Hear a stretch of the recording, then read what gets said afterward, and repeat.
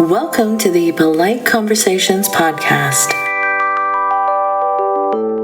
where every episode is focused on civility, decorum, and good manners. And I'm your lovable, non-controversial host, Ina. If you know me, you know I definitely don't like to ruffle any feathers at all. Hello, listeners. Gosh, I wish these were happier circumstances, but unfortunately they're not. My heart goes out to everyone impacted by these tragic wildfires in LA. What a nightmare to be living through. I can't even imagine. A nightmare made worse by the horrific right-wing ghouls and conspiracy theories cropping up all over the place to blame the fires on whatever their favorite fear-mongering topic of the month is, whoever their most despised minority of the moment is. These are vultures looking for an opportunity, any opportunity to push hate. More and more of it. It need not be coherent, it need not be consistent or rational in the slightest. It's meant to serve one purpose and one purpose only. That is to whip people up in a fury, to exploit every tragedy for their anti-minority, anti-progress, hate-filled agenda. Heck, they've even used everyday, non-urgent things to stoke the flames of hate and fear. Remember when Peterson was outraged that a paper towel dispenser suggested something mild and inoffensive like, "Please don't use more than you need and help our planet." He spent days angry about that, making it all about wokeness or something. But in terms of more serious issues, whether it's a plane crash, a terrorist attack, a mass shooting, or a wildfire, right-wingers will find a way to blame it on DEI these days, it seems, or Muslims or trans people. A little while ago, everything was the fault of CRT, or social justice before that, or political correctness. Nowadays, it's DEI and wokeness that are always to blame. Muslims have kind of been a consistent bogeyman for a couple of decades. Trans people also for the past few years. But ultimately, these are all expressions of the same thing. Far-right lunatics consisting mostly of people belonging to the majority group and those who've chosen to lick their boots. That is, people who may not be from the majority group but greatly benefit or hope to benefit from the current power structures. It's that group freaking out that their privilege and power are being diluted by any progress made in the last few decades, whether it's inclusion of women, gay people, Muslims, Jews, black people, immigrants, trans people. All of those are seen as part of the same threat. I would pretty much expect that level of hate, paranoia, and ignorance from religious fundamentalists, climate change deniers, and people who are widely known to be tinfoil hat conspiracy loons, like Matt Walsh, who is kind of all those things and more. He said, "Los Angeles deliberately set out to exclude white men from becoming firefighters, and now they don't have enough firefighters to prevent their city from burning to the ground. DEI is a cancer that destroys everything it touches." I mean, come on. That is so detached from reality. Actually, firefighting in the US is shown to be mostly white, 85%, and male, 90%, according to NPR in 2023. California, having a program to include and encourage others as well, does not, in fact, exclude white men. That is not how any of this works, unless you think white men are entitled to every single job in firefighting, and any jobs going to anyone outside of that demographic is taking something away from them. Then, I mean, you just gotta say what you mean, that you do not want anyone but cis, het, white men in any jobs. I mean, when you boil it down, that's pretty much what the DEI freakout is about. And Matt Walsh would rather point the finger at something abstract like diversity than acknowledge the basic, concrete fact that budget cuts have had a massive impact on the department.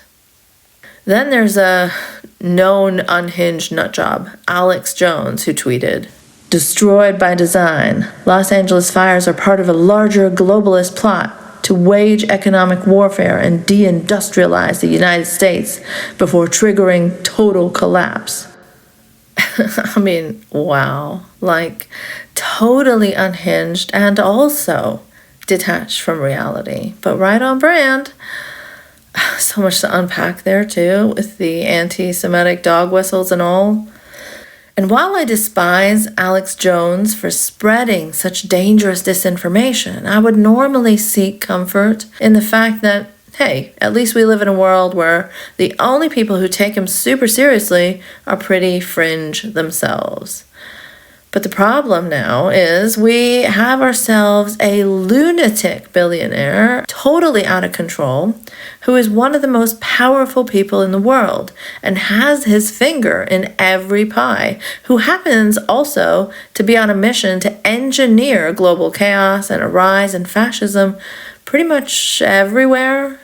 And he does at least act like he's taking this stuff very, very seriously, which is very, very bad for the rest of us in this little burning planet. Elon Musk replied to this deranged tweet by Alex Jones saying, "True." The boost that must have gotten from Elon simply responding with even a one-word answer, it is horrifying to think about. Like, the absolute last thing people need in the middle of the wildfire chaos is this shit, making everything more difficult. Elon also tweeted, "DEI means people must die. DIE." Oh, so clever. Something Jordan Peterson has been going on about for years now. And everyone kind of laughed about how JP has been in this unstable, incoherent downward spiral, and he's influential enough as it is. But Elon Musk is on another level of power and control. Owning Twitter was not a financial move, as many of us are starting to realize, but a move to control the narrative and shape public opinion. And this kind of thing, well, we can maybe kind of brush it off when it's Alex Jones, but it's now being ushered and boosted into the mainstream. And it is just such a dangerous thing for the most powerful and influential man to be spreading, along with all the other far-right conspiracy theories he's been spending his time backing these days. Side note, of course, Israel has no problem with Elon spreading anti-Semitic sounding conspiracy theories and taking them mainstream. Of course. We are certainly in a time of monsters with this guy at the wheel and all the worst people in the world prancing about with glee at all the legitimacy and funding and boosting that their campaigns of hate are now getting.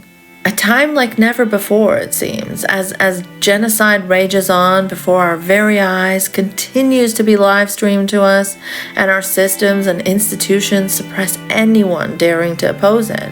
It's the worst monsters in the world, all connected and empowered, walking around with impunity, being rewarded for their hate, now possessing the ability to spread disinformation with a single touch of a button. Nothing has ever demonstrated so clearly, to me at least, how centrist liberalism, the Democrats and the liberals in Canada, and their counterparts all over the world, how that ideology, that type of politics, is just not a robust defense in the face of fascism. How it cowers at the feet of the powerful, whoever they may be, however evil and hell-bent on destruction they may be. How it puts us all at the mercy of such monsters when there is no one strong enough, principled enough, in power to clearly and loudly take a stand against such things or be willing to lose profit for a change. Dave Rubin, of course, was exposed as a MAGA clown years and years ago, so I expect this kind of shit from him, mocking DEI as a gay man, knowing that his own followers couldn't tolerate him, even having a family. I've seen him be an embarrassing doormat in a humiliating interview with Jordan Peterson, where Peterson compared like gay parents to alcoholic parents or something. I mean, Rubin's the guy who took objection to Chick-fil-A cutting down on their homophobia. Also, the guy who was humiliated by his buddy, Ben Shapiro, who said he absolutely wouldn't bake him an anniversary cake and couldn't even commit to attending an anniversary party because he found Rubin's existence too sinful. Shapiro, will you bake Rubin a wedding cake? Okay, so, I mean, my answer is... Well, I'm married already. Right, he's married already. But an anniversary... It was my anniversary last week. An anniversary cake would have been nice. Right, so the answer is no. And the reason I won't is because as a religious Jew, I do not participate in activities that I believe are sinful. If we were having an anniversary party, would you come? If I was inviting all the crew that we all know, and we were just an anniversary party, we're just having a party, and I'll even throw in some kosher food for you to make sure you don't have to bring your own. You know, honestly, I'd have to think about it. In the same way. So that's interesting to me. Yeah, that's a different thing. And imagine, Rubin was more offended by people calling Shapiro homophobic than Shapiro's homophobic views. So for Rubin, this desperate bootlicking and lack of self-respect has been on public record for years. But I do remember when he used to pretend to care about science and logic and reason and stuff. Now he might as well be worshiping the sun or something. Or claiming that the fires were brought to LA because of God's wrath. I mean, he did in his book say something like that about 9/11, if I'm not mistaken. But it's been a while since I read that trash. This blaming diversity for wildfire stuff is like just that unhinged. More embarrassingly, though, from the perspective of a former new atheist like myself, are the people who new atheists like Dawkins still associate with and highly praise just because you see like how far that scene has fallen from claims of being rational and rejecting magical thinking and stuff. Now they're just like holding hands with the far right every chance they get. Ayaan Hirsi Ali and Douglas Murray are both still championed by Dawkins and by the inventor of logic and reason himself, Sam Harris, of course. So, yeah, let's see what they've been up to. Here's what Ayaan tweeted. The hellfire ablaze in Los Angeles is a direct result of the witch's brew of woke politics and its attendant red tape known as process. DEI. Climate extremism, censorship, and the sacrifice of humans and property at the altar of critical social justice utopia. Just an unbelievably caricaturish, incoherent mess there, like a right-wing fear-mongering slop. There's just so much here. I could go on about it for ages, but there's a lot to cover, so I won't. But if you were to write right-wing satire like this, one might think maybe it's over the top to blame climate extremism for wildfire. and censorship? Like, what? It's just bizarre. Sacrificing humans at the altar of capitalism would make a lot of sense, sure. But Ayaan wanted to make it the altar of critical social justice utopia. Regardless of how nonsensical and jumbled that sounds here, maybe her right-wing buzzword generator is malfunctioning or something. I mean, if I had spent so many years promoting her as a secular, humanist, feminist, logical genius, rational brain on my very, very, very popular and large platform, I might be very fucking embarrassed right now. Sam Harris. Ayaan and Douglas are practically no different to Alex Jones now, both acting like, Pizzagate lunatics, or even the Salafist mullahs that they claim to despise.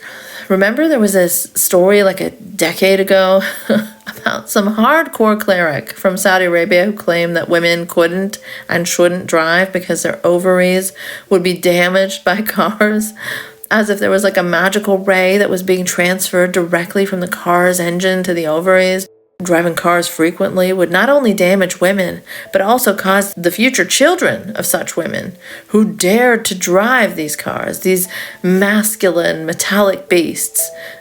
It would cause their children to be born, supposedly, with varying degrees of clinical problems. Anyway, I don't remember the exact details, but it was some ultra ridiculous story like that. And honestly, that's how I view these freaks, trying to connect DEI to wildfires.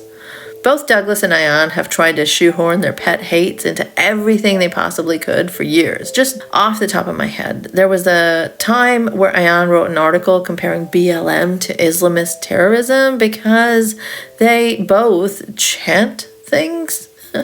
And one of Douglas's most ridiculous attempts in the past was on Sam Harris's podcast, of course, where he said something to the effect of, this conversation about transness and who identifies as who and is what we'll be having when the mullahs nuke us, as if pronouns or trans people were at all relevant to such a hypothetical attack. But he just desperately wanted to shove trans people in there and connect those things somehow, so he shoved it in there. Let me play the clip for you. It's incredibly gross and transphobic, with Sam just giggling away in the background, so you've been warned. Proceed with caution. And let me just say one other thing about this. This whole thing of the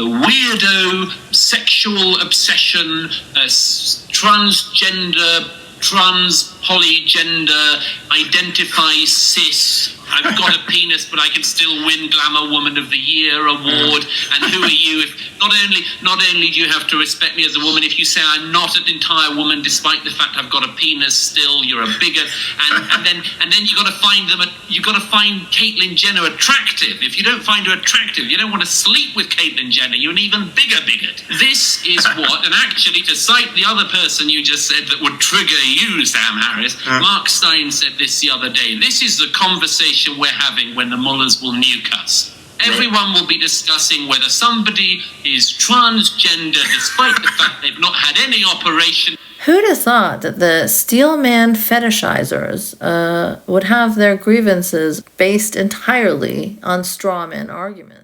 Please subscribe via patreon.com/nicemangoes to access the extended version of this episode, where we'll continue discussing these weirdos and their blaming diversity for wildfires. If you enjoy this show, please consider supporting it and leaving a review on Apple Podcasts or Spotify or wherever you listen to your podcasts. Thanks for listening. If you enjoyed this episode and would like to support it, there are several ways you can do that. You can share it online, talk about what you just heard. You can leave a 5-star review to help others find it too. And you can also subscribe via patreon.com/nicemangoes. No E in mangoes. If you'd like to follow me on Twitter before it's completely wrecked, you'll find me at Nice Mangoes. Again, no E in mangoes.